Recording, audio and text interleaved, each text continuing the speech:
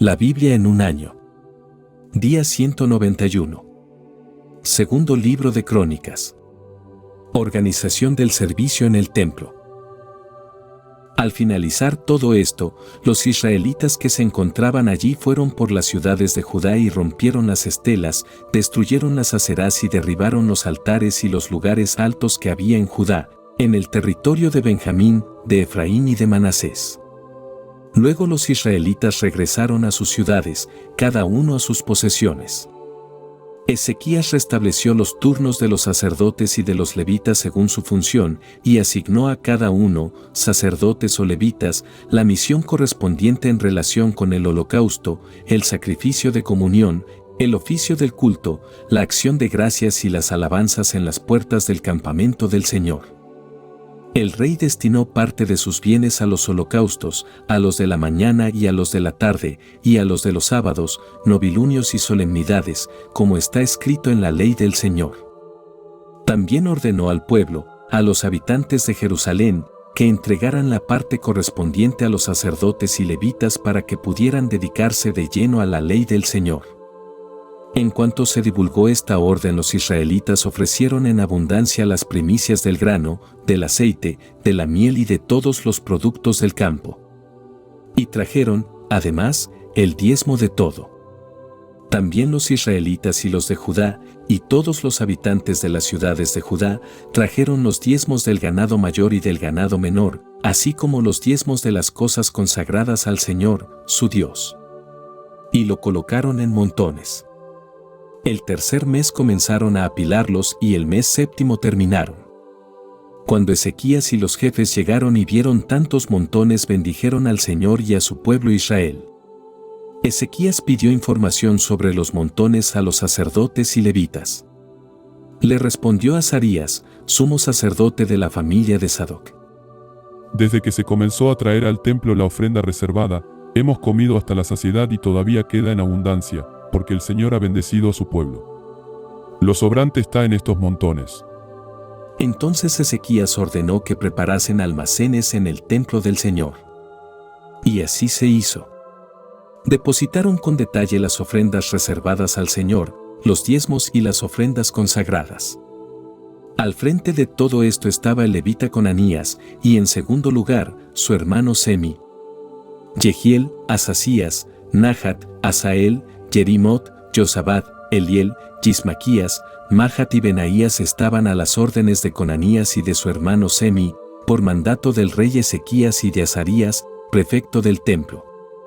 El levita Coré, hijo de Jimna, portero de la puerta oriental, se ocupaba de las ofrendas voluntarias a Dios y distribuía las ofrendas reservadas y las cosas santísimas.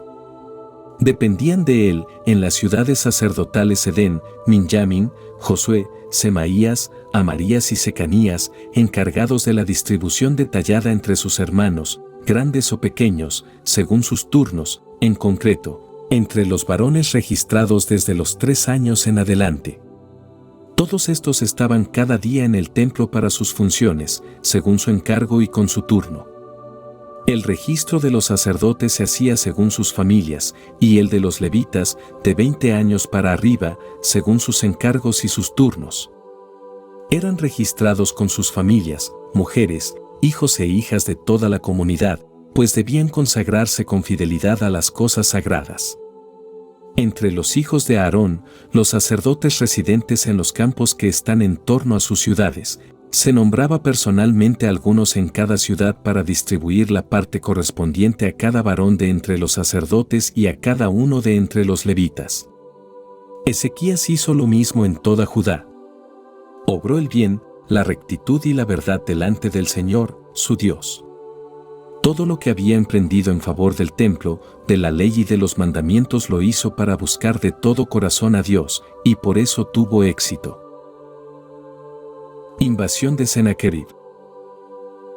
Después de estos acontecimientos y de estas muestras de fidelidad, Sennacherib, rey de Asiria, vino, invadió Judá y asedió las ciudades fortificadas con la intención de conquistarlas. Cuando Ezequías vio cómo avanzaba Sennacherib y cómo orientaba su ataque hacia Jerusalén, decidió en consejo con sus jefes y sus valientes cegar las aguas de las fuentes que hay fuera de la ciudad. Todos estuvieron de acuerdo. Se reunieron muchos del pueblo y cegaron las fuentes y los torrentes que atravesaban el país, diciendo: No vayan a venir los reyes de Asiria y vayan a encontrar tanta agua. Ezequías se sintió fuerte, reconstruyó las murallas deterioradas, levantó más las torres, construyó un segundo muro por el exterior, fortificó el Miló de la ciudad de David y preparó armas en abundancia y escudos. Designó jefes militares sobre el pueblo, los reunió a su alrededor en la plaza de la puerta de la ciudad y les habló apelando a su corazón: Sean fuertes y valientes. No teman ni se acobarden ante el rey de Asiria ni ante toda la muchedumbre que le acompaña. Con nosotros hay alguien más grande que con ellos. Con ellos está un brazo de carne, con nosotros el Señor, nuestro Dios, que nos ayudará y luchará con nosotros. El pueblo se reconfortó con las palabras de Ezequías, rey de Judá. Después de esto, Sennacherib, rey de Asiria, que estaba en Laquis con todas las fuerzas que comandaba, envió a sus cortesanos a Jerusalén, a Ezequías, rey de Judá, y a todos los de Judá que moraban en Jerusalén, con este mensaje: Así dice Sennacherib, rey de Asiria: ¿En quién confían los que permanecen asediados en Jerusalén? ¿No los está exponiendo Ezequías a morir de hambre y de sed, cuando asegura: El Señor, nuestro Dios, nos librará de las manos del rey de Asiria? ¿No es Ezequías el que ha eliminado los lugares altos y los altares y ha ordenado a los de Judá y Jerusalén: han de postrarse y ofrecer sus sacrificios ante un solo altar? Todavía no saben lo que hemos hecho nuestros antepasados y yo con los pueblos de todos los países. ¿Han podido los dioses de esas naciones librar de mis manos a sus propios países? ¿Quién de entre los dioses de las naciones que exterminaron mis antepasados ha podido librar de mis manos a sus pueblos?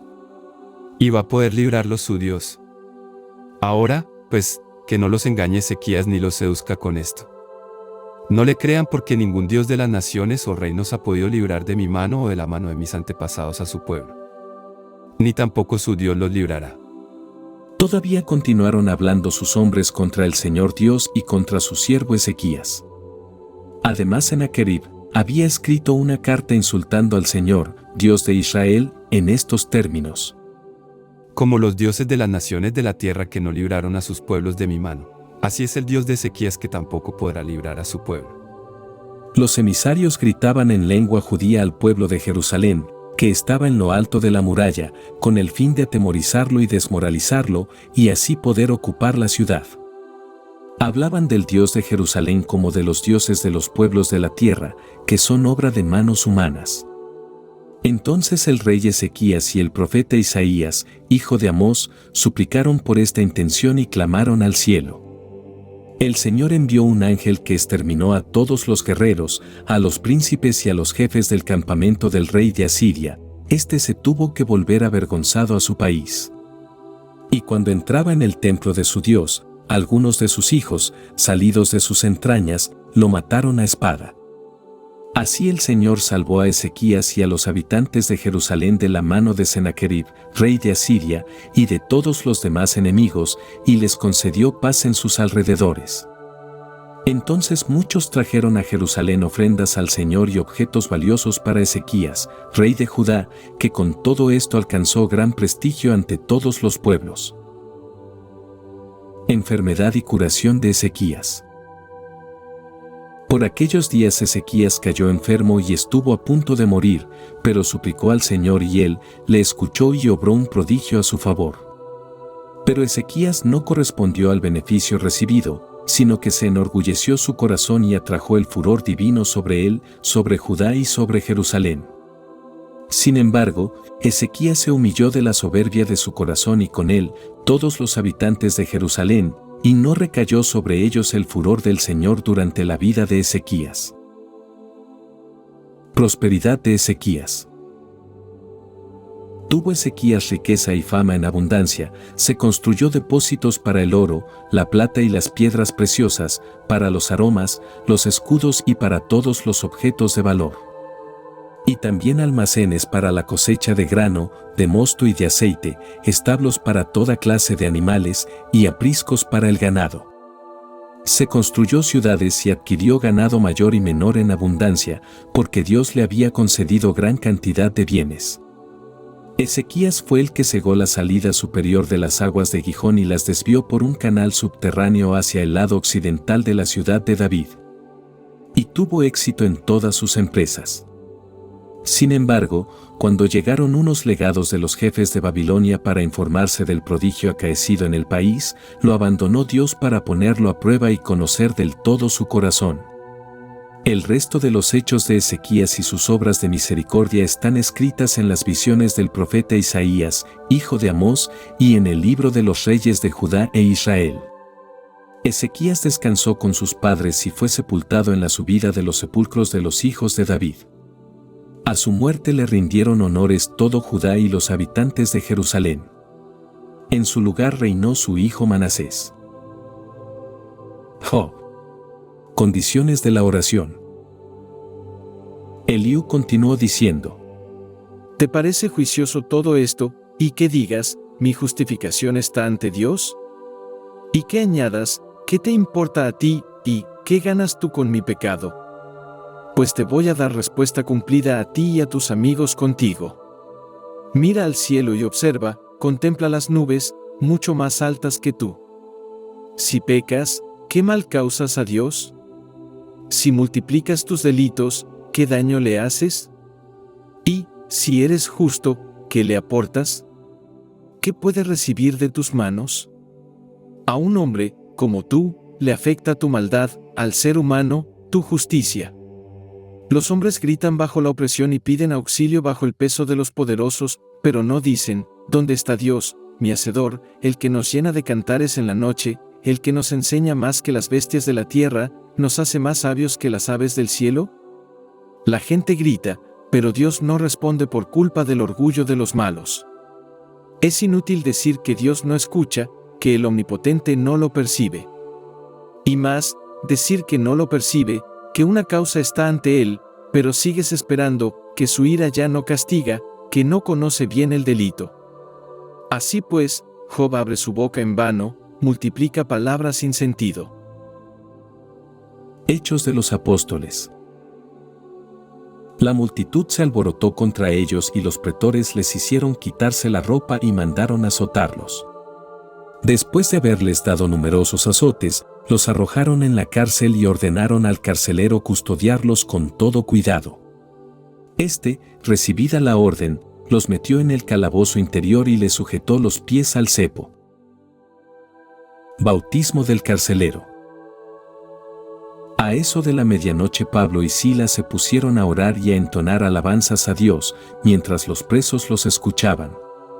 De repente se produjo un terremoto tan fuerte que se conmovieron los cimientos de la cárcel e inmediatamente se abrieron todas las puertas y se soltaron las cadenas de todos. Se despertó el jefe de la prisión y al ver abiertas las puertas de la cárcel sacó la espada y quería matarse pensando que los presos se habían fugado. Pero Pablo le gritó con fuerte voz: No te hagas ningún daño, que estamos todos aquí. El jefe de la prisión pidió una luz, entró precipitadamente y temblando se arrojó ante Pablo y Silas. Los sacó fuera y les dijo: Señores, ¿qué debo hacer para salvarme? Ellos le contestaron: Cree en el Señor Jesús y te salvarás tú y tu casa. Le predicaron entonces la palabra del Señor a él y a todos los de su casa. En aquella hora de la noche los tomó consigo, les lavó las heridas y acto seguido se bautizaron él y todos los suyos. Los hizo subir a su casa, les preparó la mesa y se regocijó con toda su familia por haber creído en Dios. Liberación y salida de Filipos. Al hacerse de día los pretores enviaron a los lictores para decirle: Pon en libertad a esos hombres. El guardián de la cárcel se lo comunicó a Pablo. Los pretores han dado orden de que se les ponga en libertad. Salgan, pues, ahora y marchen en paz. Pero Pablo les replicó: Después de azotarnos públicamente sin previa condena siendo ciudadanos romanos, nos han metido en la cárcel. ¿Y nos sueltan ahora a escondidas? Esto no va a ser así. Que vengan ellos a sacarnos. Los lictores comunicaron estas palabras a los pretores. Al oír que eran ciudadanos romanos les entró miedo. Vinieron entonces y les pidieron disculpas, los sacaron fuera y les rogaron que abandonaran la ciudad. Al salir de la cárcel, fueron a casa de Lidia, y después de haber visto a los hermanos, los exhortaron y se marcharon.